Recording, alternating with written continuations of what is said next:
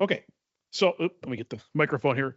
All right, so I'm going to try to cover a lot of information in about 10 minutes, and so we'll see how we do. So let's jump right in. So the motivation for this project came from a paper that came out in 2020 by Terada et al. What they wanted to do is see what are the ages of craters that are fairly large on the moon that have existed over the last several billions of years or so.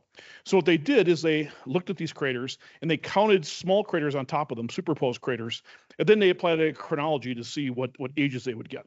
And what you can see from this plot, so it's on the y-axis we have a cumulative number, and on the x-axis we have age, that around 800 million years, something interesting is kind of happening. We have a lot of craters that have very, very similar crater spatial densities to, let's say, that of Copernicus. And we think we know the age of Copernicus because we have samples from Apollo 12 of a Copernicus ray which went through that site. So we think we're pretty good there. So it's suggestive something is going on. I want to also point out that we've also done work in the past, I've done it along with Becky Gint and some others, suggesting that the impact flux may have been very low during this time, maybe as much as a factor of 2 lower than what we have today. So something weird is happening around 800 million years or so. So it's interesting. Okay. To collect together with this is work that is not, it's also been done by Nicole Zellner. What she's done is she looked at the ages of lunar glasses. These are these little glassy beads that are made in impacts, and you make an impact, you essentially melt all these silica materials, you make glasses, they fly across the moon, they go into the regolith, and then when the Apollo astronauts went to the moon, they would collect them up in the regolith samples, and you could bring them back to Earth and date them. And what they found is out of 118 samples, many of them have ages around 800 million years again. Okay, and that matches up pretty well with the crater ages we have here. So this is, again, very suggestive that maybe something is going on. So if it's something like an impact shower, then the question is, what caused it? Where did it come from? And if it is true, then what did that shower do to other worlds as well? We're going to try to address those two questions in this talk.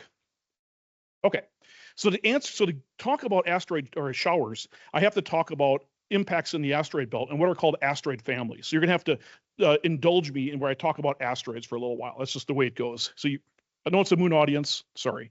Okay. So what happens is every now and then in the asteroid belt, big things slam into one another and they create lots of fragments. But these fragments typically don't go very far away from the impact site. So some big ones can be there hundreds of millions of years, even billions of years later. We call these clusters of objects in semi-major axis eccentricity and inclination space asteroid families. And on the right side, you see many of the asteroid families we have in the asteroid belt if I remove all the background asteroids. Okay. But what's really interesting is if you understand how asteroids evolve, you can even start to date the age of when some of these impacts took place. Okay. So on the right side, I have a plot showing the Aragoni family. The Aragoni families suddenly become famous because the asteroid Donald Johanson exists in Aragoni, and the Lucy mission flew by it just recently.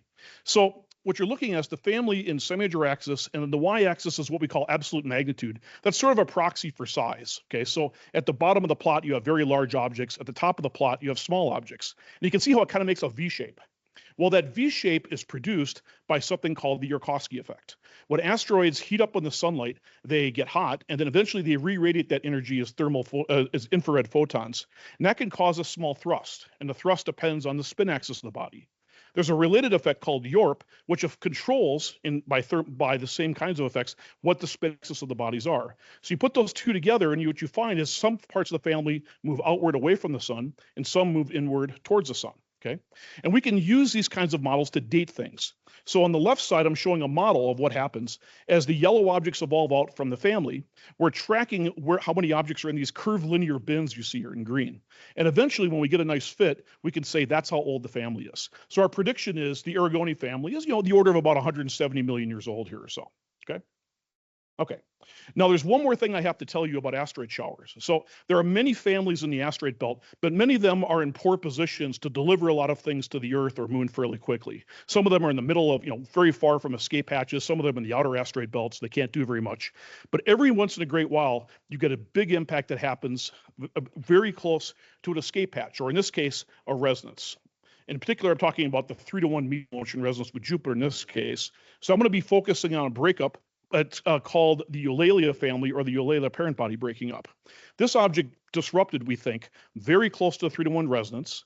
It's over 100 kilometers, so it directly injected a whole bunch of fragments into this resonance.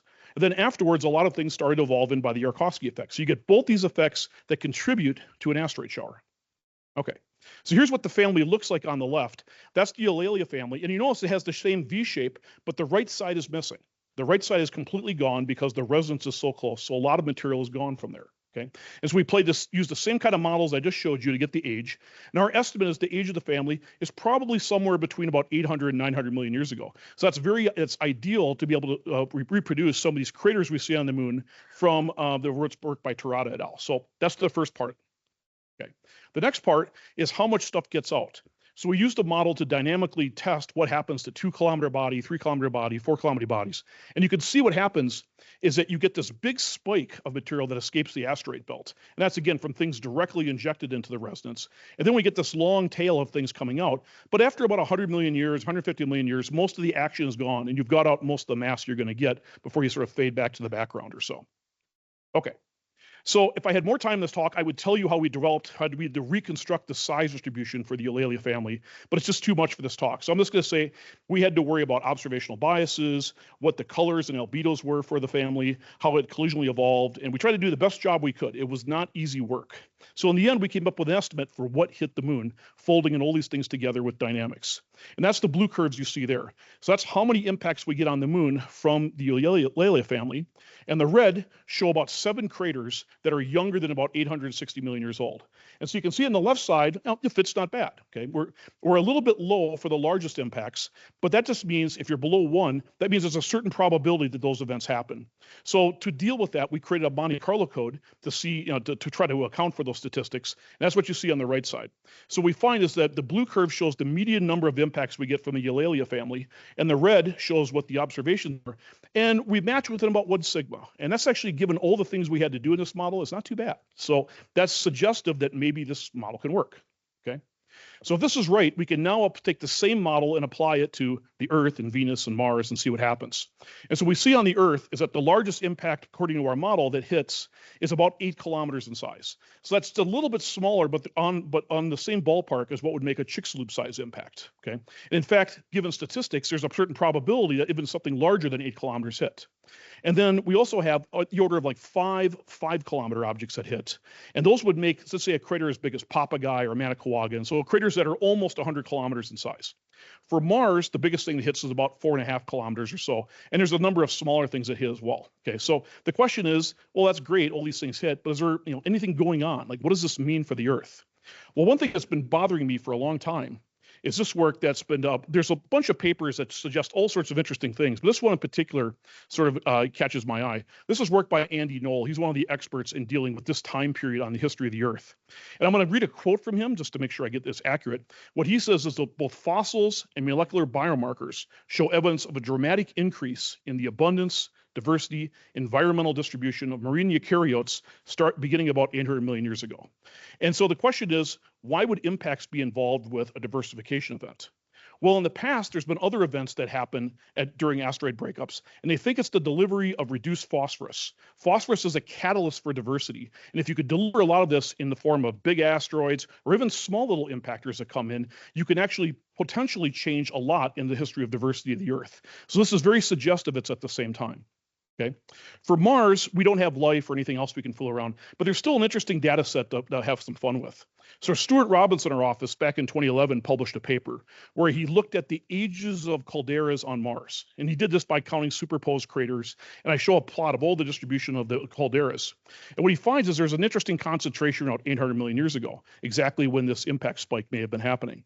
So this doesn't mean impacts are producing volcanism, but you can imagine impacts hitting Mars, and the seismic shaking is taking these existing magma packets, and they're shaking them so much probably that they're concentrating the gas bubbles, and you're producing more calderas at that time. That's a hypothesis, but it's kind of interesting how it lines up. Okay, so with all that, I'll just put up my conclusions and I'll stop there. So thank you.